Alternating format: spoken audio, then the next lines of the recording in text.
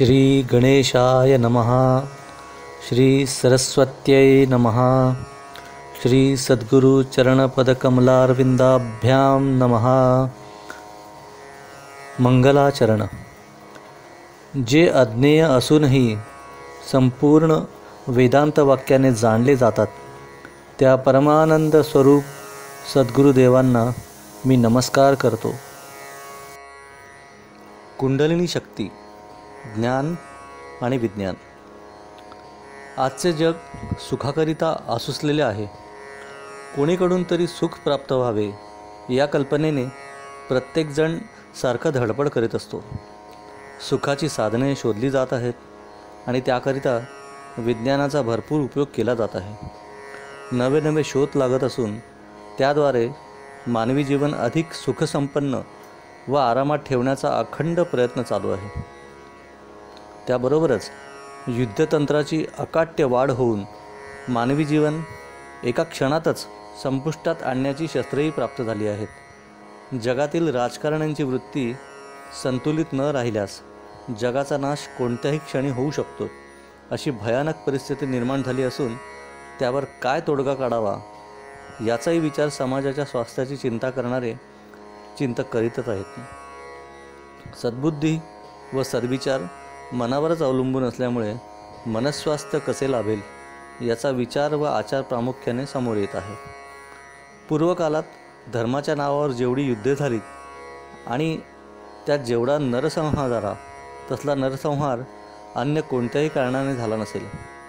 वास्तविक मनाचा संयम आणि सामाजिक प्रेम याकरिताच तर सर्व धर्मांचे अवतरण झाले आहे। पण मानवी मन असे विचित्र आहे की त्याच धर्माला मानवाने नरकाचे द्वार करून सोडले आहे।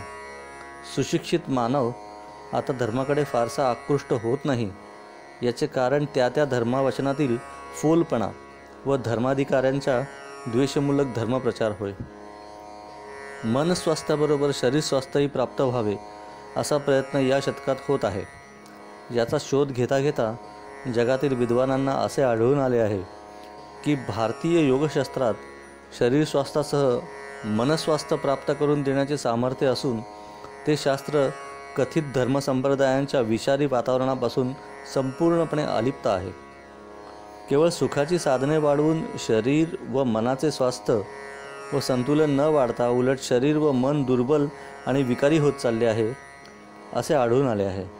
कोणत्याही संप्रदायी धर्माची छाप नसलेल्या योगशास्त्राकडे त्यामुळे अखिल विचारी मानव जगतात विलक्षण आकर्षण वाढत चालले आहे। जगातील सर्व स्थानी योगमार्गाची केंद्र स्थापन होऊन त्याचा लाभ घेणाऱ्या व्यक्ती आता वाढत आहेत। योग साधनेतील आसने व प्राणायाम या पद्धतींमुळे शरीर व मनस्वास्थ्य तर लाभतेच, पण साधकाचे शरीर अधिक निरोगी व स्वस्थ होऊन साधकाचे शरीर त्याच्या असलेल्या वयापेक्षा कितीतरी कमी भासते याचाही अनुभव योग साधकांना येत आहे।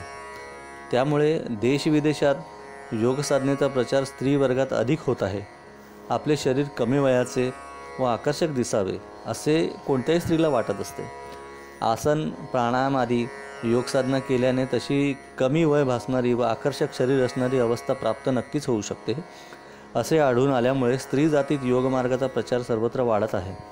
बेडोल लठ्ठ शरीरे सुडोल व प्रमाणबद्ध होऊन प्राणायामामुळे मुखावरील कांती वाढते असे आढळून आले आहे। या योगसाधनांची पलीकडील उच्च पायरी म्हणजे कुंडलिनी जागृती असून त्याद्वारे विलक्षण सामर्थ्य आणि सौंदर्य प्राप्त होत असते असे आढळून आल्यामुळे सध्याच्या काळात कुंडलिनी जागृतीबद्दल विलक्षण कुतूहल उत्पन्न झाले आहे।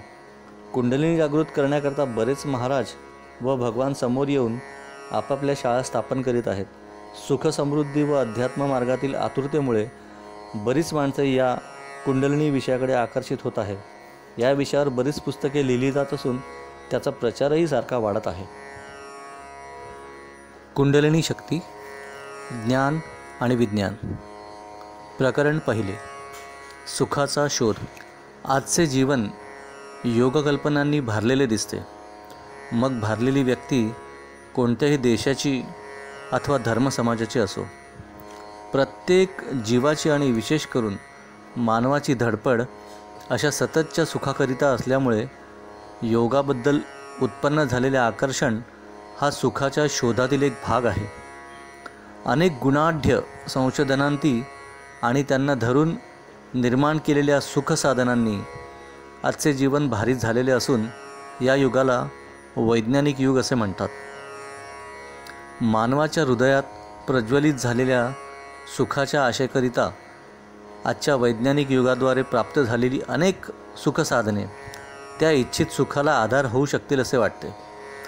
आपल्या सुखसाधनांनी मनाची आणि चित्ताची शांती प्राप्त होईल असे प्रत्येकाला वाटते. सुखसाधनांच्या अमाप वृद्धीमुळे उपभोग घेणाऱ्या प्रत्येकास क्षणभर विरंगुळा वाटला खरा, परंतु केवळ सुखसाधनांच्या उपभोगातून ते खरे आंतरिक सुख प्राप्त होईल असा समज चुकीचा ठरला आणि त्याऐवजी सुखसाधनांचीच सवय लोकांना लागल्यामुळे ती सुखे उपभोगणारा समाज अधिक दुर्बल आणि स्वस्थ जीवनाला घातक असा झाला आहे असेच दिसते. एखाद्या मासळीने पाण्याच्या प्राप्तीकरिता पाण्यात राहूनही बाहेर उडी मारण्याचा प्रयत्न करावा, अथवा एखाद्या पक्षाने आकाशाचा शोध घेण्याकरिता आकाशातच अनंत भराऱ्या माराव्या. तद्वत लक्षावधी लोक सुखाच्या शोधाकरिता स्वतःच्या बाहेर कुठेतरी सुखाच्या आशेने पाहत आहेत. अनेक शतकांपूर्वी होऊन गेलेल्या भगवान पतंजलींनी सांगितलेल्या चित्तातच हे सुख आणि समाधान आहे असे विचारांती दिसून येईल. सर्व आगंतुक संस्कारांचे साम्य अथवा समभाव आणि संस्कारांचे आधार म्हणजे आरोपण नष्ट झाल्यानंतरच खरे समाधान प्राप्त होत असते असे भगवान पतंजली सांगतात. सुखाच्या शोधाकरिता आपण बाह्य सुखसमाधानाची भरमार करून त्याद्वारे प्राप्त होणाऱ्या काल्पनिक सुखसंस्कारांना आपल्यावर आधिपत्य गाजवू देतो, परंतु करमणुकीची साधने म्हणजे खरे चित्ताचे समाधान नव्हे हे आपल्या लक्षातच येत नाही. असल्या कथित सुखसाधनांच्या वापरामुळे आपण आपल्या चित्तावर नवे नवे अनावश्यक संस्कार ग्रहण करून हृदयाच्या मूळ शांत अवस्थेपासून अधिक दूर जात असतो. असल्या अनावश्यक संस्कारांनी भारित झालेल्या अंतःकरणाला पुन्हा त्याचे शुद्ध स्वरूप प्राप्त करून देण्याचे कार्य अधिकच कठीण होऊन बसते. सुखाचा प्रत्येक नवीन शोध एखाद्या व्यसनाप्रमाणे मनाची जबरदस्त पकड घेतो आणि पूर्वीपेक्षा ते मन अधिकच व्यसनी होऊन बसते. सुखाच्या शोधाकरिता चाललेली ही शर्यत बाहेर कल्पिलेल्या सुखाकरिता आसुसलेली असते, त्यामुळे सुख अधिकच दूर राहते. बुद्धिमान आणि शहाणी माणसे या निर्णयाप्रत आली आहेत की सुख बाहेर नसून आतच आहे. आपल्या व्यवहारातून प्रत्येक क्षणी प्राप्त होणाऱ्या अनेक संस्कारातून आपले मूळ अस्तित्वाला धरून असलेले जे संस्कार असतील त्यांच्या गुणाढ्य अवस्थेला सुख असं म्हणतात. म्हणून सुख प्राप्त करण्याकरिता आपल्याला मूळ प्राकृतिक अवस्थेला धरून होणाऱ्या स्वधर्म संस्काराद्वारेच सुख प्राप्त होऊ शकेल आणि तसला प्रयत्न म्हणजेच सुखाचा शोध होऊ शकेल. करमणुकीच्या साधनांचा भंपकपणा म्हणजे सुख नाही. म्हणून योगसूत्राचे महान लेखक भगवान पतंजली आपल्या चित्ताला प्रथम शांत करण्याच्या साधनेला फार महत्त्व देतात. पहिल्याच सूत्रात ते म्हणतात, योगः चित्तवृत्ती निरोधः. यात वापरलेला निरोध शब्दाचा आशय वृत्तींचा विरोध करणे अथवा वृत्तींना नष्ट करणे नसून त्यांना कुशलतेने आपल्या ताब्यात घेऊन त्यांचा विकास उत्तम कार्याकरता करणे असा आहे. स्वतःच आपल्या चित्तवृत्तीवर कुशलतेने संयम साधून चित्तावर आणखी बाह्य संस्कारांचा पगडा न बसू देणे असल्या अभ्यासाला योगाभ्यास असे म्हणतात. असल्या प्रयत्नांनी चित्त अधिकाधिक शुद्ध होत जाऊन त्यावर कोणतेच बाह्य संस्कार मुद्रित केले जात नाहीत. चित्त अथवा अंतःकरण म्हणजे संपूर्ण सुखाचे शांत स्वरूप अथवा समाधानी अवस्था होय. असली चित्ताची शांत अवस्था एखाद्या शुद्ध शांत पाण्याप्रमाणे असते.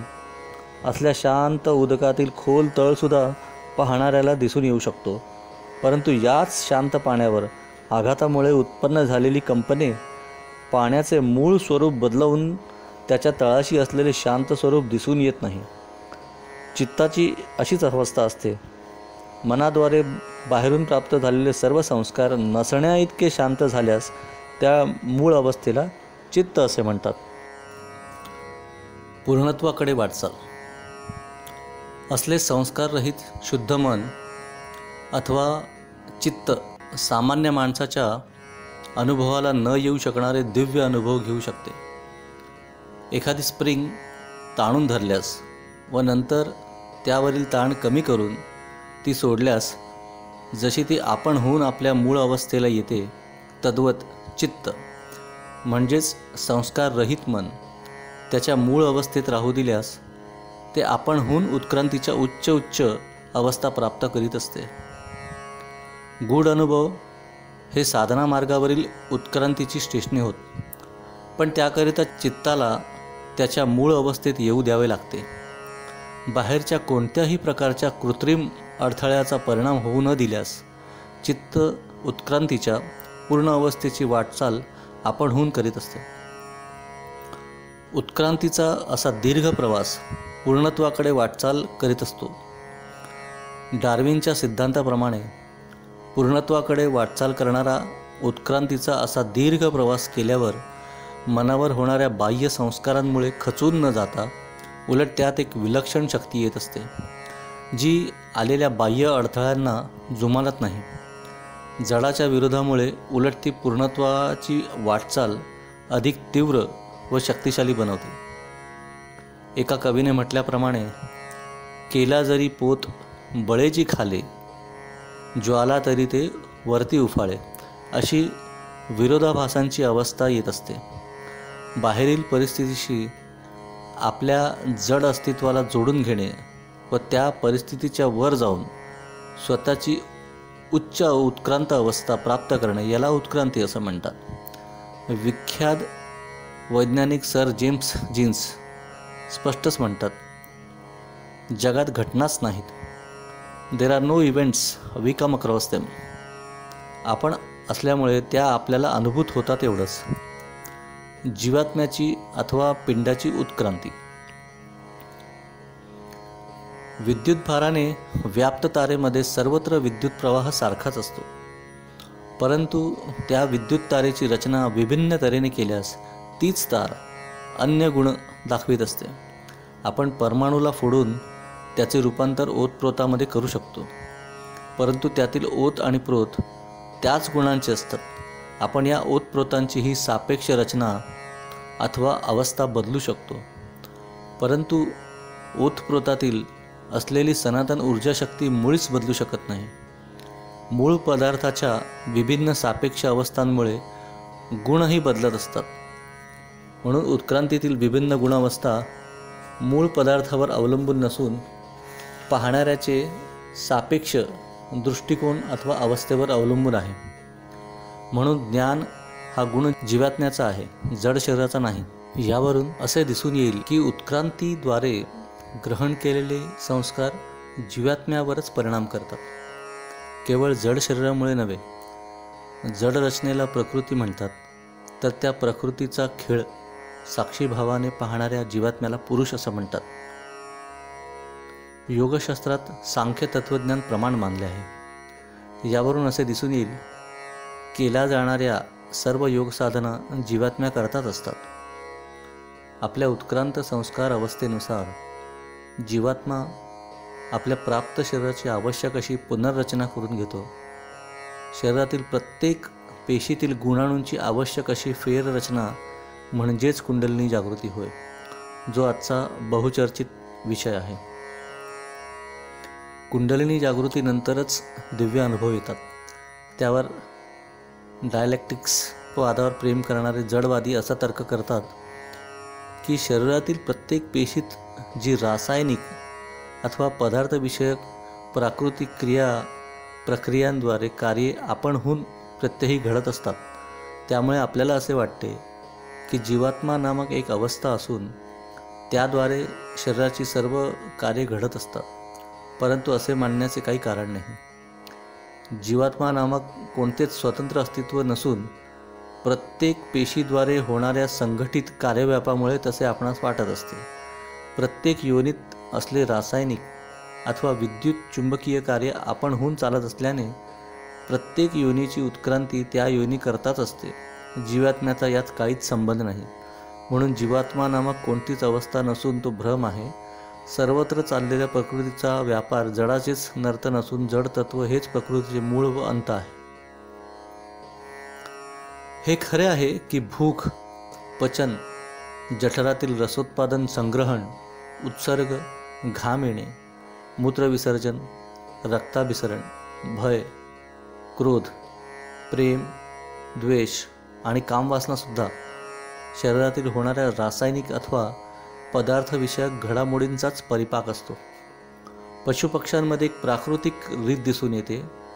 त्यांच्यापैकी एखादा जर इतरांद्वारे मार खात असेल तर इतर पशुपक्षी त्या मार खाणाऱ्या पशुपक्ष्यांवरच तुटून पडून त्याला आणखी मार देतात व जमल्यास त्याला मारून टाकतात. परंतु मानवामध्ये या उलट प्रकार दिसून येतो. एखादा मानव जर इतर मानवांकडून मार खात असेल तर इतर बघणारे मानव त्या मार खाणाऱ्या मानवाचा पक्ष घेऊन त्या मार देणाऱ्यांना मारण्याचा प्रयत्न करतील. मानवाची असली सहाय्य करण्याची वृत्ती इतर पशुपक्ष्यांमध्ये असलेल्या प्राकृतिक वृत्तीचा परिपाक नसून मानवाने स्वतःच्या उन्नत बुद्धीने त्याच्या मनावर जे संस्कार घडवून आणले आहेत त्याचा हा परिपाक होय. मैथुनाच्या वेळेस इतर प्राणी मादीच्या जननेंद्रियाद्वारे प्रसूत होणाऱ्या स्त्रावाचा वास घेऊन मगच नर मैथुनास उद्युक्त होत असतो. पशूंमधील नर कामवासनेने पीडित होऊनही मादीच्या जननेंद्रियाद्वारे तसला गर्भधारणेस उपयुक्त स्त्राव होत नसेल तर मादीशी संभोग करण्याचा प्रयत्न करीत नाही. परंतु मानवाच्या बाबतीत असे नसते.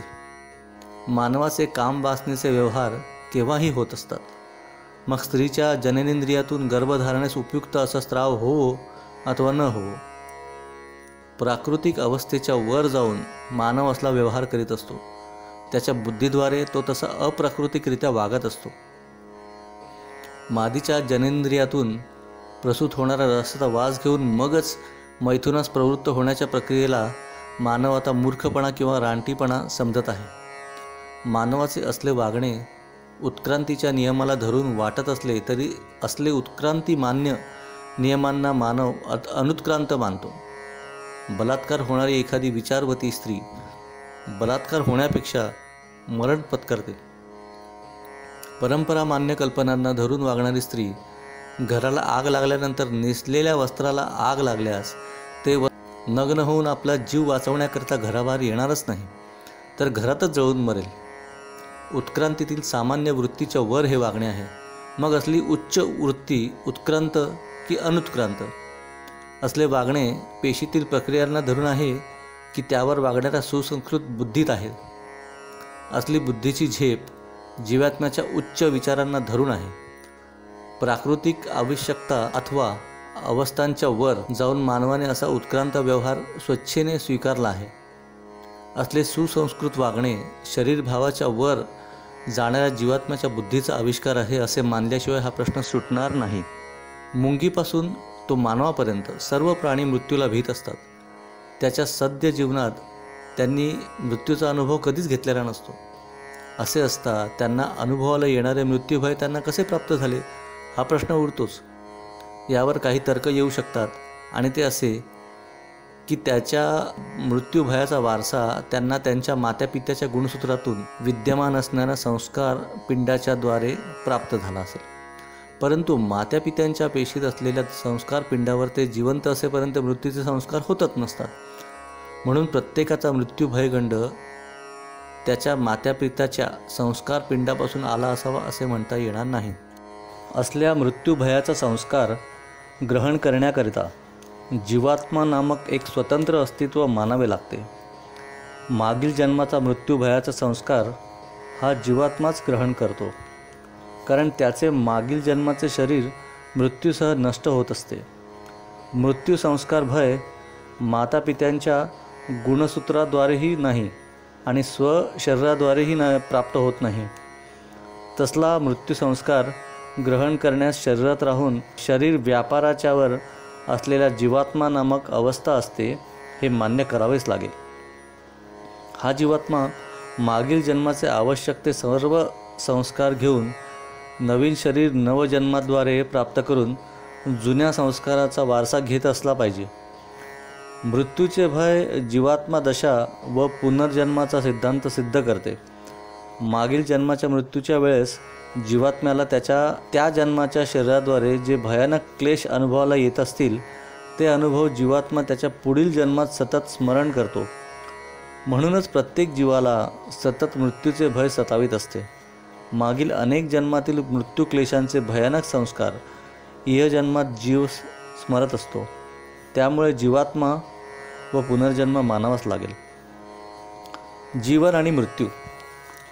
आपण झोपल्यानंतर आपल्या अनैच्छिक मज्जातंतूद्वारे आपल्या शरीरातील सर्व क्रिया जसे श्वासोच्छ्वास, रक्तप्रवाह, पचन, रससृजन, शोषण आणि असल्याच शरीरवृद्धीच्या सर्व प्रक्रिया सतत चालू असतात. मनुष्य मेल्यावरही त्याच्या मृत शरीरातील केशवृद्धी आणि नखवृद्धीसारख्या क्रिया काही काळ चालूच राहतात. मृत्यूनंतर शरीरातील पेशी मरत असतात. रक्त पिचून ते सडत असते आणि मृत शरीरही कालांतराने सडून गळत असते. परंतु त्याही अवस्थेत सडणे, नवीन रस उत्पन्न होणे, सडक्या भागांमधून वायू तयार होणे इत्यादी क्रिया चालूच असतात. मग असे असता त्या मृत शरीरात असलेल्या विघटनाच्या प्रक्रिया का चालू राहतात? या प्रश्नाचे उत्तर वाटते तेवढे सोपे नाही. मृत झालेल्या प्राण्याचे शरीर त्या शरीराचा अन्न म्हणून उपयोग करणाऱ्या इतर प्राण्याला अथवा माणसाला जीवनदायीच असते. मृत शरीरातील अवयव खाणाऱ्याच्या शरीरात नवमांस व रक्त उत्पन्न करीत असते. मग ते मृत शरीर मृत कसे समजायचे? असे असता मृत्यू तरी कशाला म्हणायचे? उत्तर कठीण आहे. तात्विकदृष्ट्या जड अथवा मृत मानला गेलेला धोंडा जिवंत घडामोडींचा पुतळा असतो. कारण त्यात असलेले अणू, परमाणू अथवा ओतप्रोत त्या सभोवतालच्या प्राणस्पंदन करणाऱ्या बाहेरील जगतातून एकसारखी प्राणस्पंदने आपल्या अस्तित्वात कर्षण करीत असतात. असल्या स्पंदन पुंजकरूप दगडाला निर्जीव समजायचे काय? तोच दगड इतर वनस्पतीकडून अन्न म्हणून वापरला जातो की जे अन्न त्या वनस्पतींना जीवनदायी असते. श्वासोच्छ्वास करताना अशुद्ध रक्तातील कर्बाचा कण फुफ्फुसात ओढल्या गेल्याने प्राणवायूसह संलग्न पाहून बाहेर फेकला जातो. रक्तात असताना तो कर्बकण जिवंत असतो, तर तो कर्बकण रक्ताचा त्याग करून प्राणवायूशी संलग्न पावल्यावर कर्बाम्ल वायू बनतो आणि एक जड पदार्थ बनतो. तो जड मानला गेलेला कर्बाम्ल वायुकण वनस्पतींद्वारे कर्षण केला जातो आणि वनस्पतींना जीवन देणारा बनतो. मग जड आणि चेतन यातील भेद स्पष्ट करणारी लक्ष्मण रेषा कोणती आणि ती रेषा कोण स्पष्ट करणार? जड आणि चेतनात स्पष्ट विलगीकरण करणारे अस्तित्व कोणते? मग मृत्यू आणि जीवन कशाला म्हणायचे? समाधी अवस्थेतील योगी. समाधी अवस्थेत असणाऱ्या योग्याच्या शरीरातील श्वासोच्छ्वास, रुधिराभिसरण, अन्नपचन, शोषण आणि पेशीवृद्धी यासारख्या जीवनास आवश्यक अशा सर्व प्रक्रिया बंद असतात. समाधी अवस्थेत अनेक दिवस असणाऱ्या योग्याच्या शरीरावर असलेल्या केसांचे अथवा नखांचेही वर्धन होत नसते. त्या योगाची समाधी अवस्था स्थित कल्पशरीरात कोणतीच प्रक्रिया चालू नसल्याने ते प्रक्रियाबंद शरीर कुजत नाही की ते सडून त्यातून कुजलेला वायूसुद्धा निघत नाही. त्या शरीरातील विश्वात्मक झालेला जीवात्मा त्याच्या शरीरभावावर येत नाही तोपर्यंत ते समाधिस्थ शरीर तसेच राहते. असल्या जड शरीराला कल्पशरीर म्हणतात. आणि हे कल्पशरीर तो योगी कितीही काळ त्या शरीराबाहेर असला तरी सडत नाही किंवा नष्ट होत नाही, जी अवस्था इतर सामान्य माणसाच्या मृत शरीराची असते.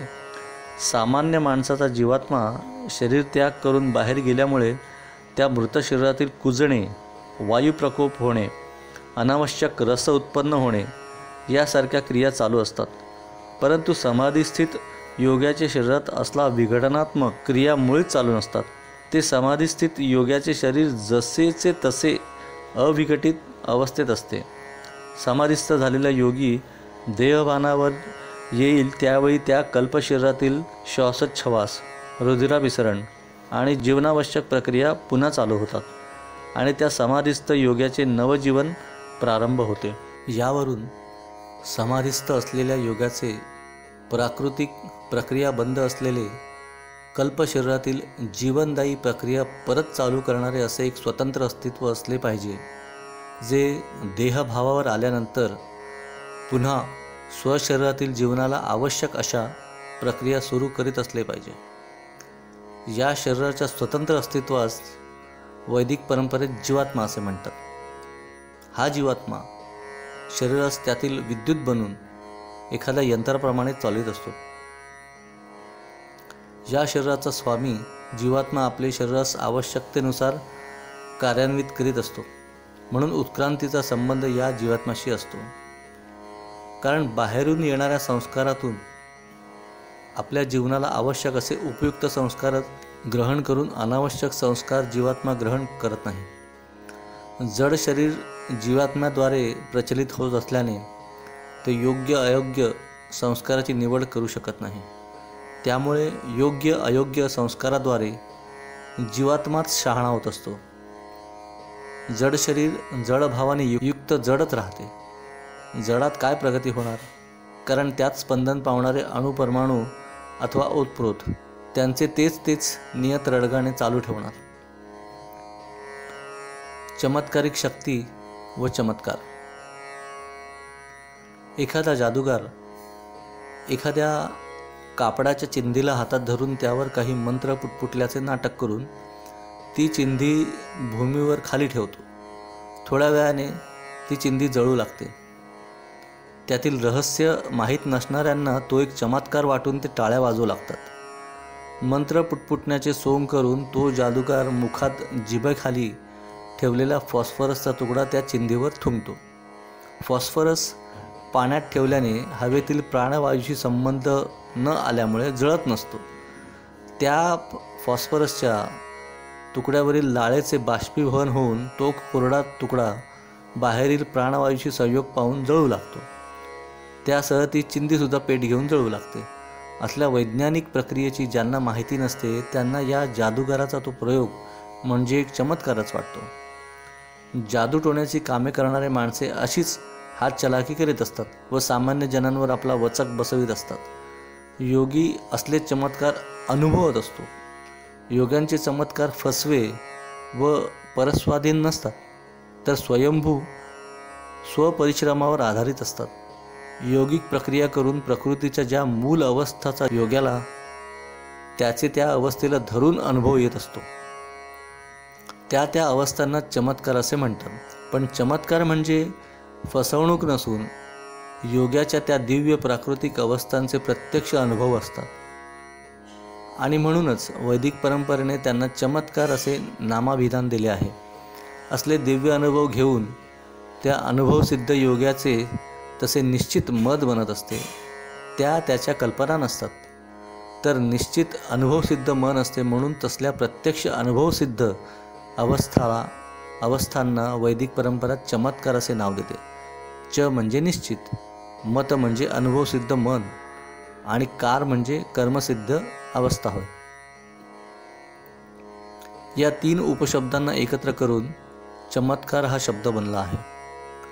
चमत्कार इतरांना दाखवण्याकरता नसून स्वतः योगसाधकानेच अनुभवून त्यावर श्रद्धा अथवा विश्वास ठेवायचा असतो. असल्या चमत्कारात अंधश्रद्धा नसते, तर प्रत्यक्ष स्वतःचा अनुभव असतो. चमत्कारांचा बाजार करणारे भंपक खरे साधक नसतात, तर भोंदू असतात. असल्या भोंदूंवर अंधश्रद्धा निर्मूलनावर श्रद्धा ठेवणारे तुटून पडल्यास त्यात वावगे ते काय? यौगिक साधनांवरून स्वतःच चमत्काराचा दिव्य अनुभव घेणारा योग साधक असले दिव्य अनुभव घेत असताना प्रकृतीच्या दिव्य यमनियमांच्या वर म्हणजे स्वतंत्र नसतो. दिव्य प्राकृतिक यमनियमांना धरूनच तो तसले चमत्कार अनुभवू शकतो. तसले दिव्य अनुभव घेऊ न शकणाऱ्या सामान्य माणसांना योग्याचे ते तसले दिव्य अनुभव चमत्कारच वाटतात.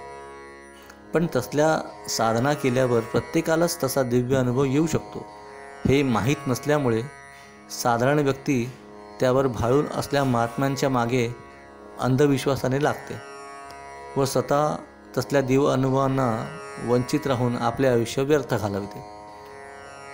अंधश्रद्धा निर्मूलनवालेही स्वतः तसा अनुभव न घेता वाईटाबरोबर खऱ्या साधकांना त्रास देऊन बदनाम करण्यातच धन्यता मानतात. प्रसिद्धी चतुर पाखंडी लोक असला भंपक प्रचार करून भोळ्या भाबड्या लोकांना आपल्या नादी लावतात. कामिनी, कांचन व कीर्तीचा लाभ उपटतात.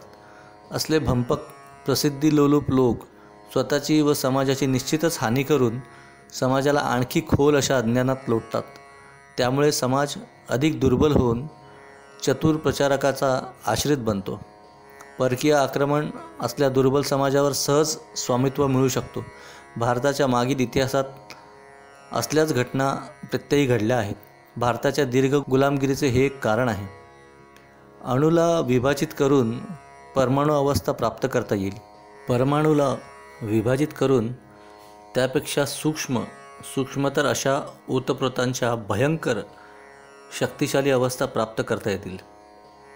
अणुस्फोटांच्या बाबतीत त्या अवस्थांचा विज्ञानाने भरपूर उपयोग करून घेतला आहे. अणुविस्फोट म्हणजे चमत्कार नसून एक प्रत्यक्ष घटना आहे. योगी साधना करून असल्या दिव्य अवस्थांशी एकरूप होऊन त्या अवस्थांचा स्वतः अनुभव घेत असतो. ते सर्व अनुभव त्याचे स्वतःचे असल्यामुळे त्याबद्दल त्याची मतनिश्चिती झालेली असते. म्हणूनच त्याला तो चमत्कार असे म्हणत असतो. चमत्कार इतरांना दाखवण्याकरता नसतात. म्हणून चमत्काराचा बाजार मांडण्याचा वैदिक परंपरेमध्ये विरोध दाखविला आहे. योगी संत ज्ञानेश्वर माऊलींनी चमत्कार दाखवून मोठेपणा मिळविणाऱ्यांना अतिशय कडक शब्दात सांगितले आहे, आपली माय कोणा देऊ नये. योगी स्वचित्ताचे योगाने साधना करून असले दिव्य अनुभव घेत असतो. मनावरील सर्व संस्कार अथवा वृत्ती कुशलतेने मूळ चित्त अवस्थेत परिवर्तित करून योगी आपल्या चित्ताला शुद्ध व बलशाली बनवितो.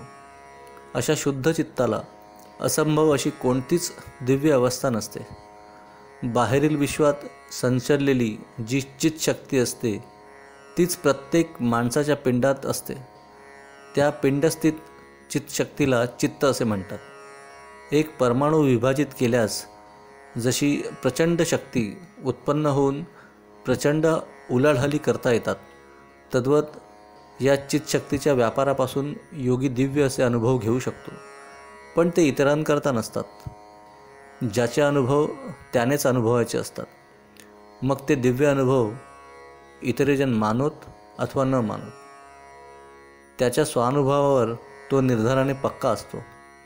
परमाणू फोडल्यानंतर वैज्ञानिक प्रक्रियेत त्याद्वारे भयानक संहार शक्ती उत्पन्न होऊन त्याद्वारे संबंधित देश भस्मसात होत असतो. परंतु योगी तसल्या अणुविस्फोटाचा अनुभव अणूंना न फोडता घेत असतो. ज्ञान आणि विज्ञानात इतका आमूलाग्र फरक आहे, हे जाणणे या मार्गात अतिशय आवश्यक आहे. उत्क्रांतीच्या आजच्या अवस्थेत मानवी योगी ही सर्वात उच्च अशी उत्क्रांत अवस्था आहे. त्यामुळे उत्क्रांतीच्या सर्व प्रतिसादांची केंद्रे मानवी शरीरातील मेंदूत सामावली असली पाहिजेत.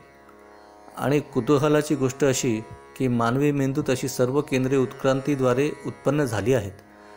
योग्याला जे दिव्य अनुभव व सिद्धी प्राप्त होताच त्या असल्याच उत्क्रांत शक्ती केंद्राचा कार्यकलाप होय.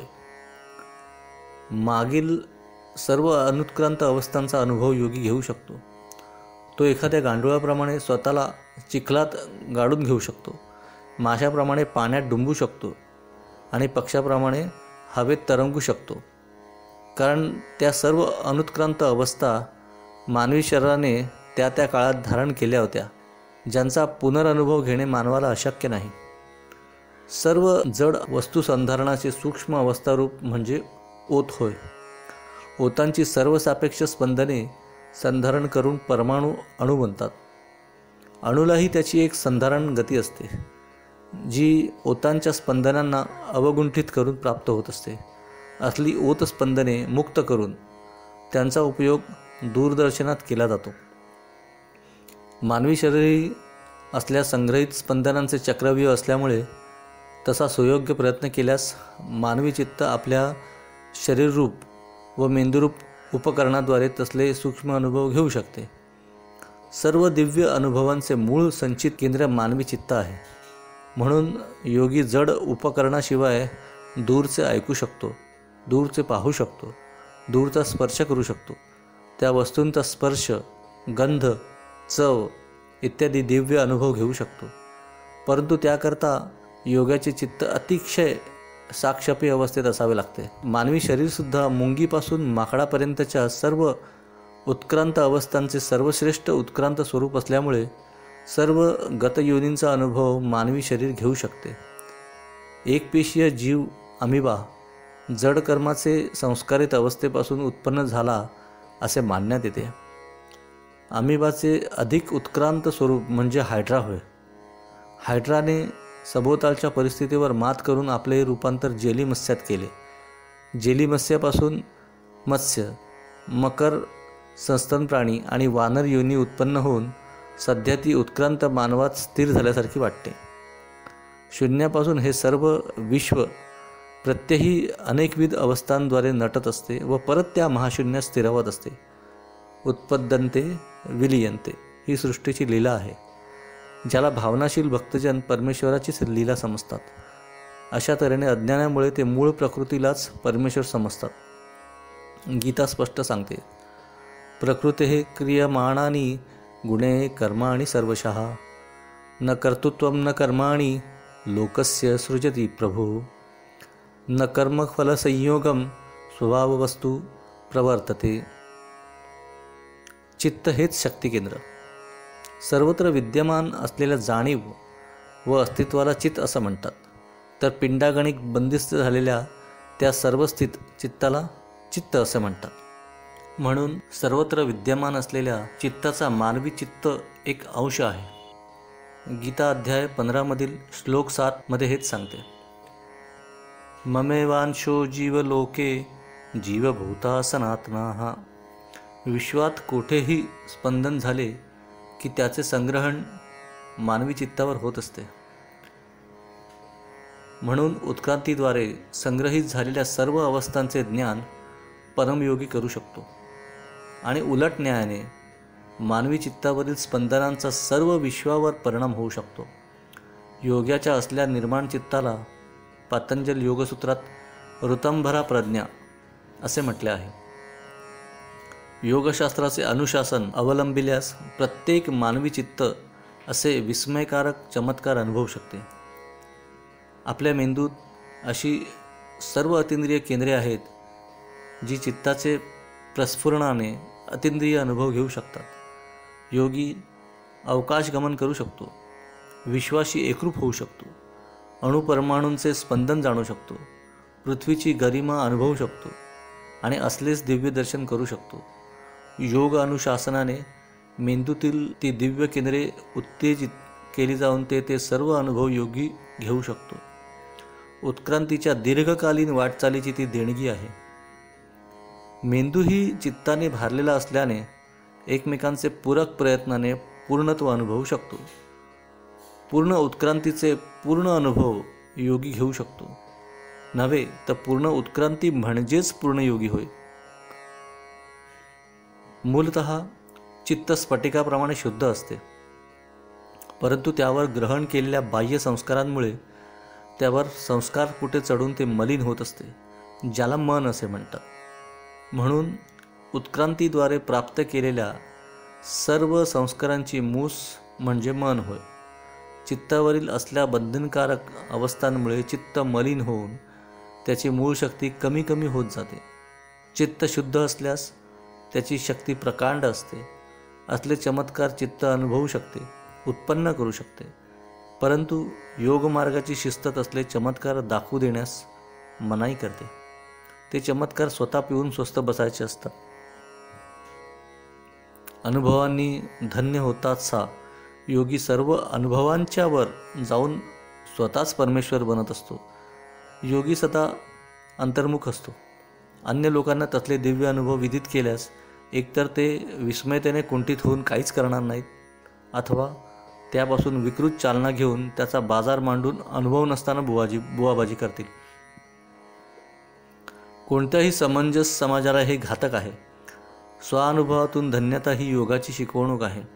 म्हणून ज्ञानेश्वर माऊली म्हणतात, पिंडे पिंडेचाची ग्रासू हा नाथपंथीचा संकेतू, स्वतःच्या अनुभवावरून लेखक सांगू इच्छितो की निष्ठापूर्वक योग साधना केल्यास प्रत्येकजण असले दिव्य अनुभव घेऊ शकतो. त्याकरिता अन्य अशास्त्रीय धर्मसंप्रदाय अथवा व्यक्तीवर श्रद्धा न ठेवता साधकाने स्वतःवर व स्वतःचे प्रामाणिक अथक प्रयत्नांवर निष्ठा ठेवल्यास प्रत्येक साधक परमोच्च अवस्था प्राप्त करू शकेल. त्याकरिता मध्यस्थ अथवा मसीहाची आवश्यकता नाही. अपक्व संप्रदाय अथवा धर्मपंथांनी मानवाला अपूर्ण अवस्थेतच समाधान मानण्यास शिकवले असल्याने असले अंधश्रद्ध लोक अर्थ अथवा वृथा कल्पनेच्या आहारी जाऊन इतर मानवांवर अन्याय करण्यास प्रवृत्त होतात. त्यातच आपल्या धर्ममताची धन्यता मानतात. आज सर्वत्र हेच चालले आहे. म्हणून दिव्य जगातील सत्य जाणण्याकरिता असल्या आगंतुक अशास्त्रीय व अज्ञानमूलक संस्कारांना प्रथम दूर केले पाहिजे. अन्यथा चित्ताची शुद्धता मलिन होऊन ते चित्त सत्याचे दर्शन अथवा स्वसामर्थ्याचा आविष्कार करू शकणार नाहीत.